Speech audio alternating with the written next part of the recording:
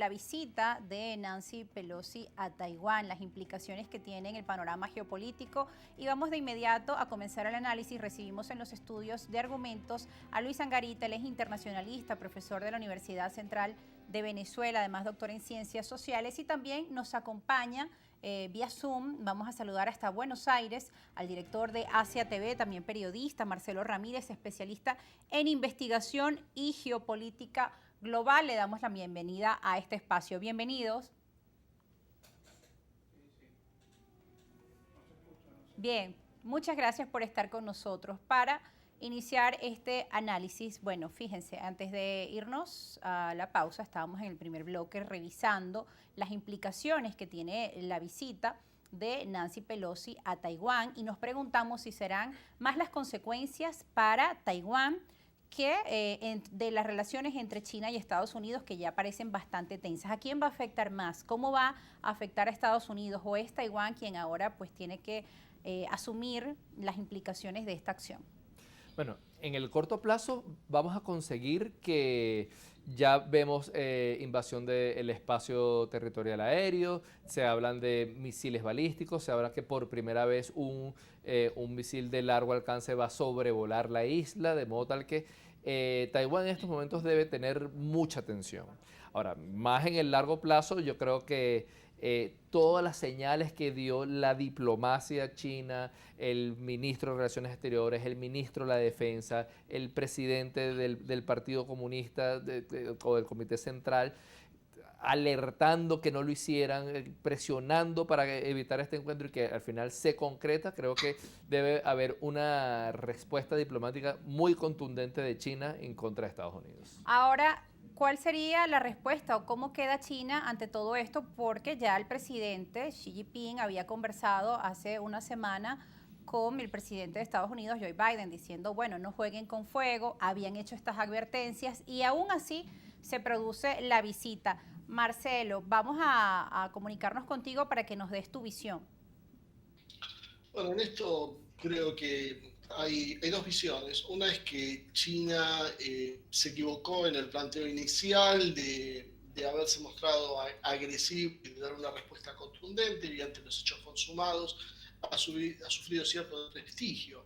Por otro lado, Sí. hay otros, entre los cuales tal vez me puedo incluir, que yo creo que todavía hay que esperar. Creo que esto tiene mucho que ver con la idiosincrasia china, donde suelen ser muy meditadas las acciones, más lentas y donde difícilmente vemos reacciones como los que nos acostumbra Occidente. Creo que va a ser más pausado, creo que vamos a ver un apriete más de tipo económico y diplomático, y China no tiene entre sus prioridades hoy una escalada militar, lo cual no quiere decir que pasadas determinadas líneas rojas de alguna forma las pueda ir en ese sentido, pero no sería el objetivo inicial de China.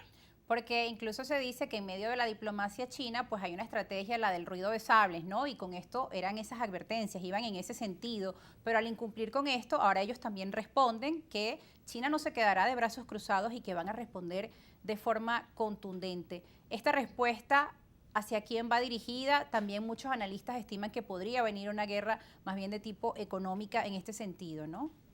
Sí, yo creo que también hay un antecedente importante, es que hace 25 años, cuando también el presidente del Congreso pisó suelo taiwanés, el gobierno de su momento chino lo interpretó como un asunto de política interna, un enfrentamiento entre demócratas y republicanos, y no escaló a más esta situación.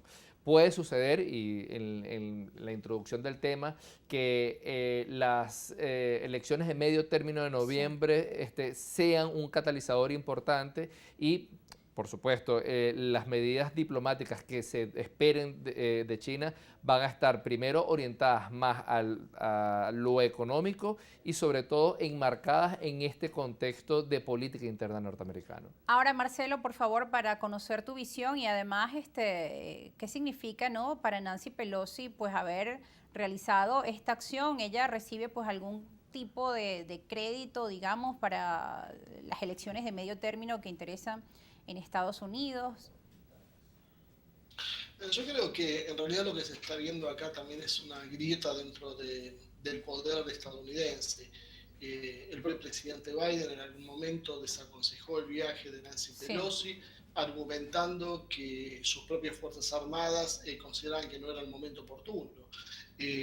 Creo que esto tiene que ver con dos posiciones, una más radicalizada, que está dispuesta a ir a la guerra con tal de detener el ascenso de China, básicamente, bueno, pero podríamos hablar casi ya hoy de una alianza por lo menos fáctica, sino rusa, y por otro lado, un sector que creo que es un poco más pragmático y que de alguna manera se reflejaba en los dichos de Donald Trump, ¿no? Bueno, Estados Unidos hoy no está en condiciones de seguir siendo un gendarme global como fue en otros momentos, terminó la época de hegemonía, hay que adaptarse a las nuevas reglas del mundo, ser un país poderoso, pero ser un factor más de poder dentro de un modelo más de orden multipolar.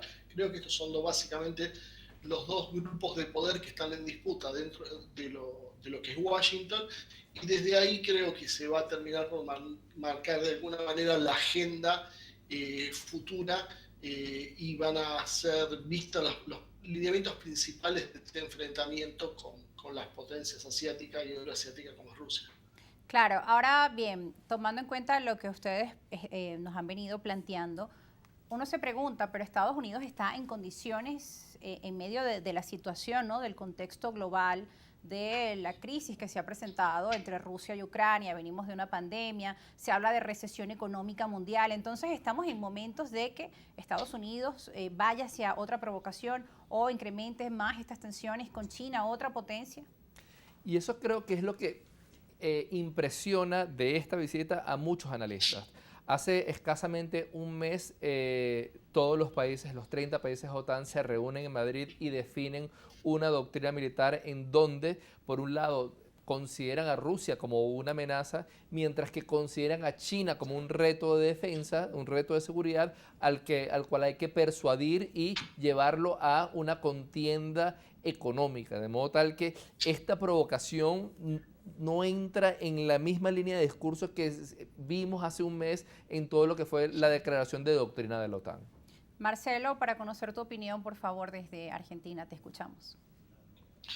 Yo creo más bien que lo que estamos viendo es que de alguna manera la carrera económica, financiera, militar, económica, financiera, tecnológica, está mostrando a China como un ganador a largo plazo. Creo que hay un informe de la corporación RAND que dice que Estados Unidos tiene entre 2 y 5 años, como un plazo máximo 8 años, para detener el ascenso de China. Luego de transcurrido ese plazo sería imposible detenerlo. Así que yo creo que eso es lo que conduce a que uno de los sectores, por lo menos dentro de Estados Unidos, trata de precipitar las acciones. Lo que estamos viendo hoy, el recrudecimiento del conflicto en Kosovo, la situación en Ucrania, todo respondería a ese patrón más agresivo.